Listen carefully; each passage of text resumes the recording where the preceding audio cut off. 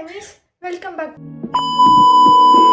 நம்ம என்ன பார்க்க போகிறோம் அப்படின்னா, நான் இன்ஸ்டாவில் வந்துட்டு ஒரு Q&A கேட்டிருந்தேன். சிறை மூவி பற்றி சொல்லுங்கள் அப்படின்னு சொல்லிட்டு. அந்த Q&Aல வந்த ஆன்சர்ஸ் அதோட இதெல்லாம் நான் இன்ஸ்டாவில் வந்துட்டு போஸ்ட் பண்ணுறேன். இதில் வந்துட்டு என்னோடய பெர்ஸ்பெக்டிவ் சிறை மூவியை பற்றி என்ன, சிறை மூவியில் நடந்த சிறை மூவிலேருந்து நான் என்ன எடுத்துக்கிட்டேன், அது பேச வேண்டிய ஒரு மூவி, அதை பற்றி பேச போகிறோம். அப்புறம் வந்துட்டு இதெல்லாம் நடந்து ரொம்ப நாள் ஆச்சு. ஏன்னா நான் வந்துட்டு வீடியோ எடுத்து ரொம்ப நாள் ஆச்சு. எடுத்து வச்சுருந்தேன், அதில் நிறையா பேசியும் வச்சுருந்தேன், எடிட் பண்ணல. ஆஸ் வெல் அஸ் எனக்கு கொஞ்சம் ஹெல்த் இஷ்யூஸ் இருந்ததுனால நானும் அப்படியே வந்துட்டு வீடியோஸே போடல. ஓகேங்களா? அந்த சம்பவங்கள் பற்றியும் கொஞ்சம் கொஞ்சம் பேச போகிறோம். Okay, let's get in to the video. First விஷயம், சிறை மூவி பற்றி பேசிடலாம். Such a wholesome movie guys. நிறையா பேர் அதை சொல்லியிருந்தீங்க, எனக்குமே அது ரொம்ப பிடிச்சிச்சு. எனக்கு வந்துட்டு அந்த படத்தில் என்னென்னலாம் வந்துட்டு ஏன் அந்த படத்தை பார்க்கணும் அப்படின்னு உங்களுக்கு சொல்லணுன்னா, ஒரு ரொம்ப நாள் கழித்து ஒரு நல்ல உங்களை அள்ள வைக்கிற மாதிரி ஒரு மூவியாக இருக்கும் அப்படிங்கிற ரீசனுக்காக பாருங்கன்னு சொல்லுவேன். நான் அதிலேருந்து என்னென்னலாம் வந்துட்டு எனக்கு பிடிச்சிச்சு அப்படின்னா, அதில் வந்துட்டு இந்த மதங்களை பற்றி ரொம்ப அழகாக எக்ஸ்பிளைன் பண்ணியிருந்தாங்க. மதங்களை சுற்றி நடக்கிற அவசியத்தை பற்றி ரொம்ப அழகாக எக்ஸ்பிளைன் பண்ணியிருந்தாங்க. அதில் ஃபஸ்ட்டு விஷயம் வந்துட்டு நிறையா ஃப்ரேம்ஸும் அழகாக இருந்துச்சு. அதில் வந்துட்டு அந்த நடுவில் ஏற்றிச்சிட்டு, அதாவது ஹீரோ கேரக்டர் நடுவில், இந்த சைடு வந்துட்டு அந்த பொண்ணு சாமி கும்பிட்டுட்டு இருப்பாங்க, இந்த சைடு அந்த பையன் வந்துட்டு தொழுதுகிட்டு இருப்பாங்க. இது மீம்ஸில் நிறைய பேர் பார்த்துருப்பீங்க. அந்த சீன் வந்துட்டு ஒரு மாதிரி நல்லா இருந்துச்சு. அப்புறம் ஏத்திசம் பற்றியும் பேசியிருந்தாங்க. அது எல்லாமே வந்துட்டு ரொம்ப ரொம்ப நல்லா இருந்துச்சு. அவங்க சொல்கிற விஷயங்கள்லாம் முன்னாடி தான் நடந்துச்சு அப்படின்லாம் நம்ம சொல்ல முடியாது. அது வந்துட்டு இன்னுமே ப்ராக்டிஸில் இருக்கானா, இருக்குதான். ஆனால் நிறையா பேர் அதுலேருந்து வெளியே வந்துட்டோங்கிறது மட்டும்தான் இதில் பாராட்டக்கூடிய விஷயம். இப்போ ஒரு 10 வருஷத்துக்கு முன்னாடியோ இல்லை 5 வருஷத்துக்கு முன்னாடியோ முஸ்லீம்னாலே அப்படின்னு ஒரு அக்யூசேஷன் அந்த படத்தில் சொல்லியிருந்தாங்கல்ல. ஐ மீன் அந்த படத்தில் சொல்லலை, அப்படி சொல்கிறாங்க சொசைட்டியில் அப்படிங்கிறத எடுத்து காமிச்சிருந்தாங்கல்ல. அதை வந்துட்டு எல்லாருமே நம்பிக்கிட்டு இருந்தாங்க. ஈவந்தோ நானுமே சின்ன வயசில் ஒரு வேளை அப்படி தானோ, ஏன்னா என்னை சுற்றி இருந்தது எல்லாமே அப்படி தான் எனக்கு போர்ட்ரேட் பண்ணிட்டே இருந்தாங்க. நான் அப்படி தானோன்னு நினச்சிக்கிட்டு இருந்தேன். அப்புறம் நான் இப்போ வளர்ந்து நான் படித்து நான் பார்த்து எனக்கு அறிவு வந்ததுக்கப்புறம், எனக்குன்னு சொந்த மூளை வந்ததுக்கப்புறம் எனக்கு புரிஞ்சது, ஓகே, ஒருத்தன் செய்கிற தப்பு வந்துட்டு அந்த கம்யூனிட்டியவே வந்துட்டு பிராண்ட் பண்ணாது, அது தப்பு அப்படிங்கிறத எனக்கு வந்துட்டு லேட்ரு தான் புரிஞ்சு. எனக்கு புரிஞ்சு இப்போ என்ன மாதிரி இருக்குது, நிறையா பேருக்கு அது புரிஞ்சிருக்கு. ஆஸ் வெல், அதாவது என் ஜென்ரேஷனில் எல்லாருக்குமே புரிஞ்சிருக்குங்கிறது தான் சொல்ல வரேன்.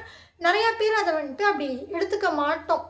லைக் இப்போ யாராவது முஸ்லீம்னாலே அப்படி தான் அப்படின்னு சொன்னால், இங்கே எய்த்து குரல் கொடுக்க ஒரு 75% பீப்புள் ரெடி இருக்காங்க அப்படிங்கிறது உண்மை. நம்மளோட ஜென்ரேஷன், நம்ம ஜென்ரேஷனுக்கு அடுத்த ஜென்ரேஷன் வந்துட்டு இதை ரொம்ப ஒரு இதை இப்படியே கன்சிடரே பண்ண மாட்டோம். அப்படிலாம் இல்லாமையே வந்துடுவானுங்கிறது தான் வந்துட்டு சொல்லும். கோயிலுக்கு வாங்க அப்படின்ட்டு, உள்ளே வாங்க, சரியாக வரமாட்டீங்க அப்படின்னு கேட்பாங்க. எனக்கு கேட்குற அளவுக்கு அங்கே இல்லைம்மா எதுவும் அப்படின்னு. அவ்வளோதான் ஏத்திசம். அதாவது நம்ம வேறு யார்கிட்டையும் வனரபிளாக போய் சொல்ல முடியாத விஷயங்களை அங்கே உட்காந்து சொல்லிக்கலாம். நம்மளோட எஸ்கேபிசமாக தான் கோவிலை பார்க்கணும் அப்படிங்கிறது தான் வந்துட்டு கரெக்டு. அவ்வளோதான் சாமி. இன்னும் என்னை பொறுத்தளவுக்குலாம் புலம்புறது கூட அந்த இடம் வேணாம், எனக்கு என் கண்ணாடி போதுங்கிறது என்னை பொறுத்தளவுக்கு. ஆனால் என்னால் வெளியே சொல்லிக்க முடியாது, என் கண்ணாடியை பார்த்து சொல்லிக்க முடியாது, என்னால் அமைதியாக உட்காந்து பேசணுங்கிறத அங்கே போய் பேசலாம். அவ்வளோதான் என்னை பொறுத்தளவுக்கு. அதுதான் ஆக்சுவலாக சாமி. அதை தாண்டி நிறையா புரிதல் இருக்குது சாமிக்கு அப்படின்னா இருக்கட்டும். அடுத்தவங்களோட இதை ஹர்ட் பண்ணாத வரைக்கும் அதெல்லாம் வந்துட்டு அவங்கவுங்க ஒப்பீனியன். 1000 பேர் இருக்கானா 1000 பேருக்கும் 1000 ஒப்பீனியன் இருக்கும். அது அந்த 1000 பேர்த்தில் யாரையும் ஹர்ட் பண்ணாத வரைக்கும் நல்ல விஷயம். அப்புறம் பர்சனலாக எனக்கு வந்துட்டு எனக்கு நிறைய கேபேஜஸ் இருந்துச்சு என் மண்டக்குள்ளே. நிறையா அந்த விஷயம் இந்த விஷயம் இது அது அது இதுன்னா நிறையா ஓடிட்டு இருந்தது எல்லாமே.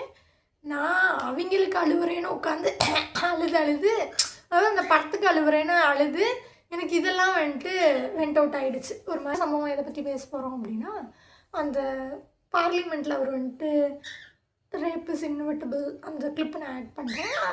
அந்த விஷயத்துக்கு வந்துட்டு அதுக்கு நான் வீடியோ எடுத்திருந்தேன் அப்போயே, ஆனால் நான் எடிட் பண்ணி போடலன்னு சொன்னேன்ல, அதுதான். லைக் அது என்னென்னா, ரேப் பண்ணுறவங்க 2 விதம் தான். ஒன்று, அவங்க வந்துட்டு மென்டலி அன்ஸ்டேபிள். அதான் அதுக்கான ஃபஸ்ட்டு ரீசன். மென்டலி அவங்க வந்துட்டு ஒருத்தவங்களை கொடுமைப்படுத்தி அப்படி பண்ணுறாங்க அப்படின்னா, அவங்க வந்துட்டு மென்டலி அது அவங்களுக்கு பிடிக்கும். அது பிடிக்குதுங்கிற இந்த சென்ஸ் வந்துட்டு என்னென்னா, அவங்க மெடிக்கலாக அவங்களோட மென்டல் ஹெல்த் வந்துட்டு நல்லா இல்லை. அவங்க போய் டாக்டரை தான் பார்க்கணும். அப்படி தோணுதுன்னா அது டாக்டரை பார்க்க வேண்டிய விஷயம். அது யாராக வேணாலும் இருக்கலாம். ஒய்ஃபாகவே இருந்தாலுமே நோனா நோ தான் அப்படிங்கிறத ரொம்ப தெளிவாக எடுத்துகிட்டு வரணும். அது இப்போ ப்ராக்டிஸ் ஆகிட்டே நம்ம கொஞ்சம் எல்லாம் ஆகிட்டே இருக்கோம் கைஸ். ஆனாலும் இன்னமும் மனிதர்கள் இருக்காங்க.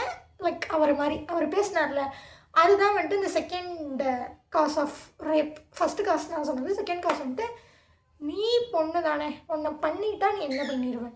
இந்த விக்டிம் பிளேம்லாம் பண்ணுறாங்களா, அவன் ஏன் வந்துட்டு நடந்து போனான், அவன் ஏன் அந்த ட்ரெஸ்ஸு போட்டான், அவன் ஏன் 12 மணிக்கு நடந்தான், அவன் ஏன் அந்த பையனை பார்க்க போனான், அவன் ஏன் அத்தனை பசங்கள்கிட்ட பேசுகிறான், அந்த கதை இந்த கதை இந்த கடையிலலாம் இருக்கு. இந்த இப்படி உட்காந்து குறை பேசுகிறானுங்கள்ல, these guys are capable of doing rape. அவ்வளோதான். இவனுங்க வந்துட்டு ரேப் பண்ணல, அதுக்கு வந்துட்டு இங்கே நிற்கிறானுங்க. இப்போ ரேப் இங்கே இருக்குன்னா, ரேப் பண்ணுறது இங்கே இருக்குன்னா, இவனுங்க இங்கே நிற்கிறானுங்க. அவ்வளோதான்.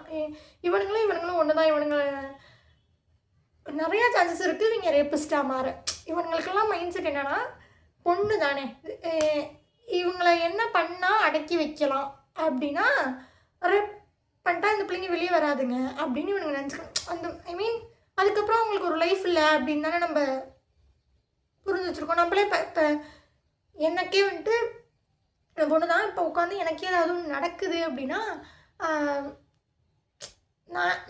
நான் என்னோட மைண்ட் செட் எப்படி இருந்துக்கிட்டு இருந்துச்சுன்னா, நான் நிறையா இன்டர்வியூஸ் பார்த்தேன். ரேப்பிஸ்டோட இன்டர்வியூஸ் நிறையா பார்த்தேன். அதுக்கப்புறம் தான் எனக்கு புரிதல் மாறுச்சு. ஆனால் அதுக்கு முன்னாடி வரைக்கும் என்னோட புரிதல், ஐயோ அப்படிலாம் பண்ணிட்டா எப்படி வெளியே போகிறது, அப்படிலாம் பண்ணிட்டா என்ன பண்ணுறது. அதுக்கப்புறம் நான் எங்கேயுமே சும்மா நான் ஒரு ஓவர் திங்கிறேன். நான் அதெல்லாம் யோசிச்சு பார்ப்பேன்.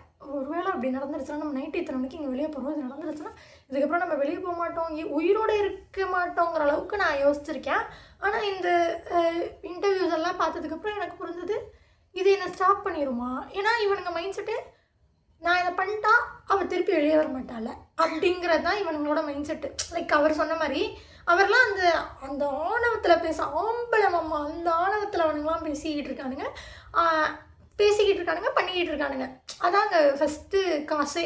இது வந்துட்டு இந்த மென்டல் இல்னஸ் வந்துட்டு கம்மி தான், இதுதான் அதிகமாக இங்கே இருக்குது. இந்த மென்டல் இல்னஸ்னால் போய் டாக்டரை பாருங்கள். தயவு இந்த சைடு வந்துட்டு நீலாம் ஆம்பளை மாமா அப்படின்ட்டு இருக்க எல்லா ஜீவனுமே வந்துட்டு நீலாம் வாழ்கிறதுக்கே தகுதி இல்லை. அவ்வளோதான். இந்த கேட்டகிரி வந்துட்டு வாழ்கிறதுக்கே தகுதி இல்லை. ஆம்பளை மாமா ஆம்பளடா ஒன்றுமே இல்லை, பொம்பளடா ஒன்றுமே இல்லை. அவ்வளோதான். எல்லாருமே பேரண்ட்டாக, எல்லாருக்குமே எல்லா கஷ்டமும் இருக்குது. எல்லாருமே இங்கே வாழ சர்வை பண்ணிக்கிட்டு தான் இருக்கோம். இவ்வளோதான் இங்கே ரியாலிட்டி. அது நான் தான் பெருசு, அவன் எனக்கு கீழே அப்படின்னா நம்ம யோசிச்சுக்கிட்டு பண்ணிக்கிட்டு இருக்கோம் அப்படின்னா நம்ம முட்டாள்கள். அதெல்லாம் வந்துட்டு இதெல்லாம் பண்ணால் அடக்கி வச்சுருவாங்கன்னு சொல்கிறீங்களே கேர்ள்ஸ்.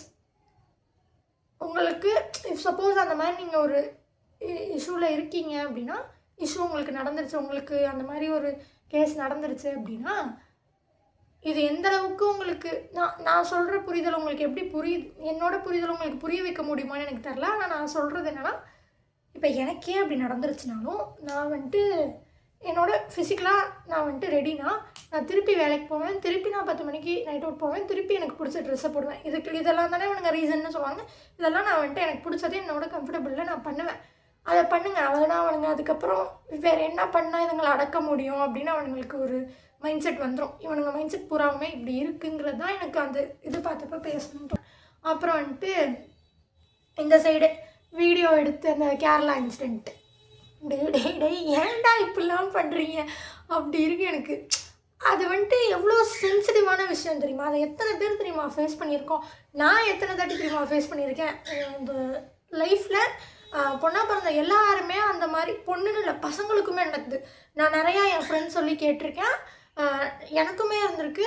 நாங்கள் ஒரு நாள் எங்கள் ஆஃபீஸில், நான் முன்னாடி வேலை பார்த்த ஆஃபீஸில் நாங்கள் சும்மா ரேண்டமாக ஒரு நாள் லஞ்ச் பிரேக்கில் பேசிக்கிட்டு இருந்தப்ப இந்த மாதிரி இன்சிடென்ட் யாருக்காவது நடந்திருக்கா அப்படின்னு நான் ஆரம்பிக்க, அந்த டேபிளில் இருந்த எல்லா பிள்ளைங்களும் சொன்னிச்சுங்க நடந்துச்சு ஆஸ் வெல் அஸ் பசங்களுமே நடந்திருக்கு அப்படிங்கிறதெல்லாம் சொன்னானுங்க.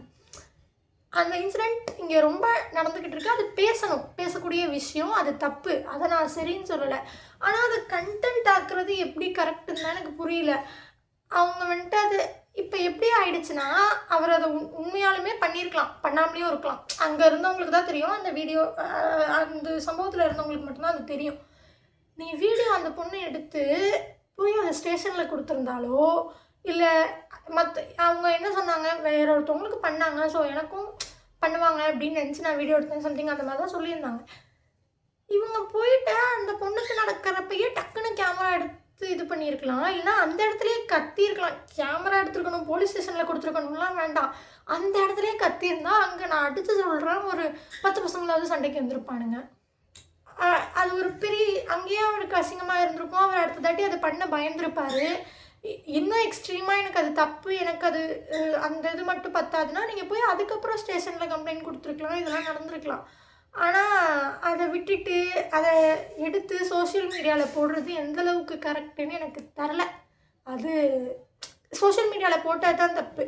அவர் பண்ணாரா பண்ணலையாங்கிறதே இப்போ இல்லாமல் போயிடுச்சு. நீங்கள் பாட்டுக்கு எடுத்து போட்டு இப்போ நீங்கள் மாட்டிட்டு அந்த பொண்ணு மாட்டிட்டு முழிக்குது. அவர் அதை பண்ணாரா பண்ணலையாங்கிற அந்த சைடே அங்கே நம்ம யோசிக்கவே முடியாது. ஏன்னா அவர் செத்து போயிட்டாரு. That's it. பை ஃபெனிமீஸ். நெக்ஸ்ட்டு வந்துட்டு எல்லாம் ஓடி போய் ஹேராம் படம் பாருங்கள். அதை பற்றி Q&A கேட்குறேன். அதுக்கு நம்ம வீடியோ எடுப்போம். ஓகேங்களா?